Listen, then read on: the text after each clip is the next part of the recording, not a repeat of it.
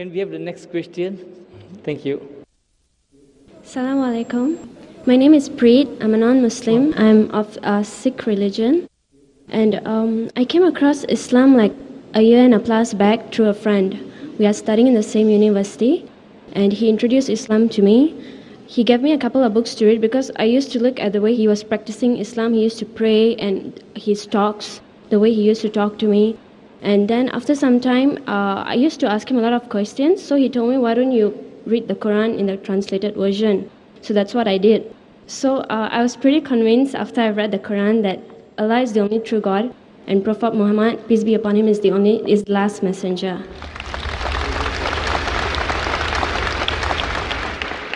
But after some time, my parents came to know about it, and they are very religious. So they are very unhappy that I was diverting into another religion. So they decided to take me to the temple to renew my faith. Despite the fact that I was not very happy, I could not object them because they would scold and raise their voice, and I didn't want to fight with them. So I just agreed, but I did not do it from my heart. I just did it to make them happy, to please them, to avoid any argument and all that.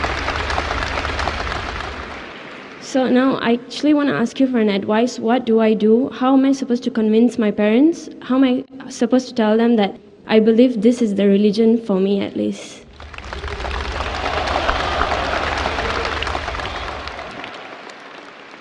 Sister asked a question that she had been studying Islam since the past 1.5 years.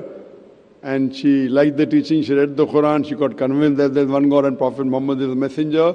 And later on, when the parents came to know, they took her back to the temple. And though she unwillingly had to obey the parents, she's asking, how can I convince my parents? There is a talk I've given, and there's a book of mine, Concept of God in Major World Religions.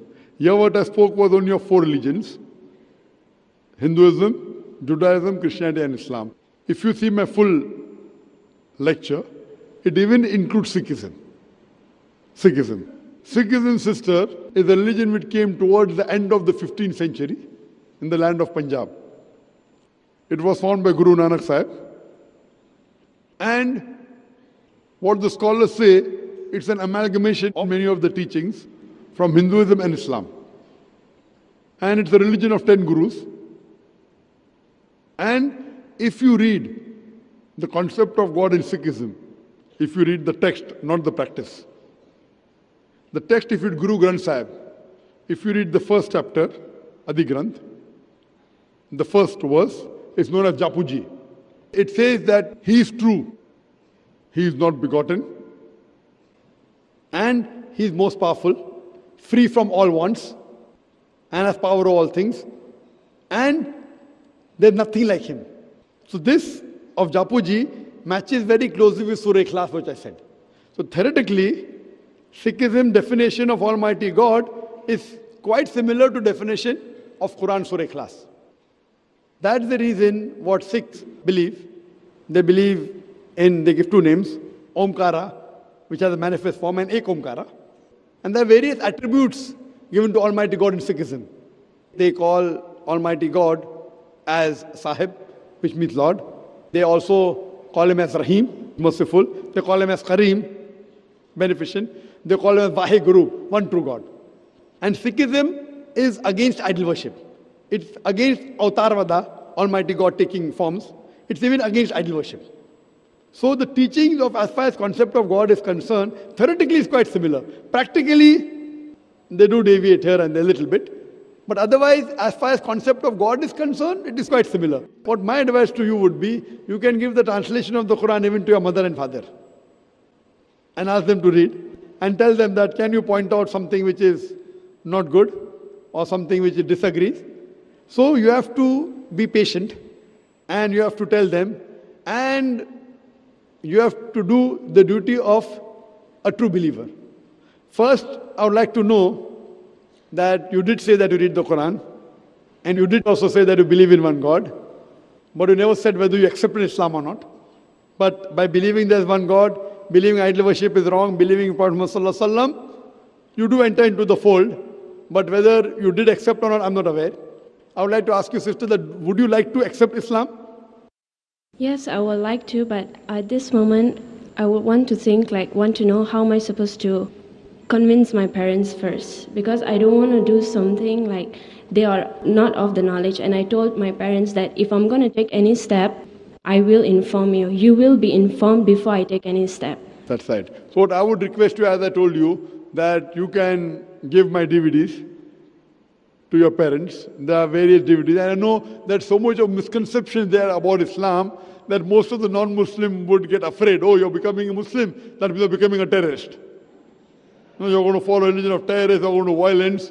In fact, I always recommend that anyone who becomes a Muslim, especially the youngsters, first thing I tell them that there should be a difference between your behavior, what you did before accepting Islam and after accepting Islam.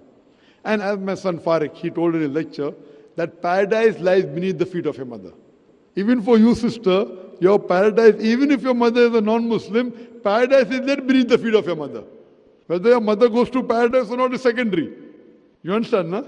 Because you have to love your mother, you have to respect your mother. That does not mean that if you become a Muslim, you have to disrespect your mother. So when your parents see the change, that fine, I used to request my daughter to do small things she never used to do. Now she's helping me, she's dabbing me, she's following my instructions. So you have to see that once you become a Muslim, there has to be a marked difference between your behavior, what was earlier and what was now. If previously you were a good daughter, now you have to be a better daughter. And when they ask you why, you say this is the teaching of the Quran, this is the teaching of the Prophet.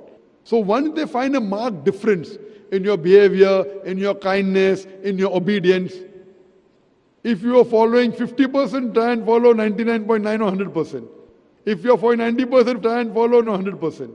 Only those things, what they tell you, which goes against the teaching of the Quran and teaching of Prophet Muhammad, peace be upon him, those are the only things you should abstain from. Besides that, all what she tells you, even though you may not like it, you should do. So there should be a marked difference.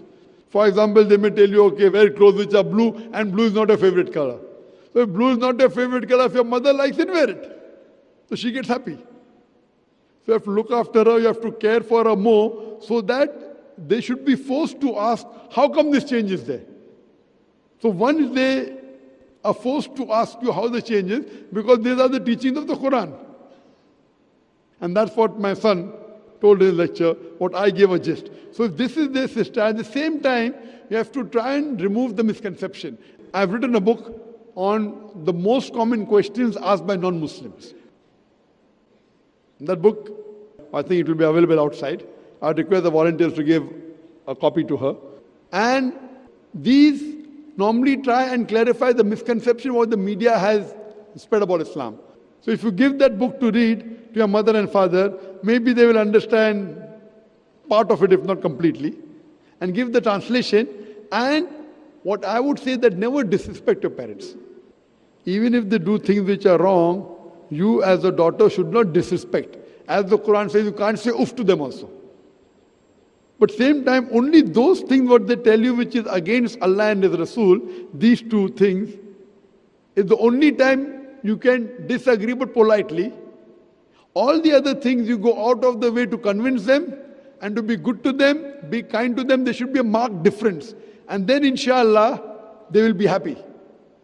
Initially, they would feel a bit sad because, but natural, they would think that you're going into a wrong religion. But later on, because of a behavior, they'll get convinced, and you never know, you may be the Zariya for the Jannah. Like your mother, paradise lies beneath her feet, maybe you may be the Zariya, you may be the path which will lead your parents to paradise. Hope that answers the question, sister. Thank you. Thank you.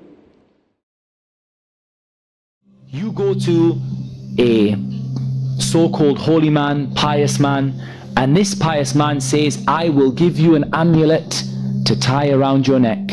And this amulet is Surah Yasin. We would find that it is indeed Surah Yasin. It's Surah Yasin all the way around the top and all the way around the bottom. However, the problem is, or the issue here is, that this whole top part is the ayah, and this whole bottom part is the ayah.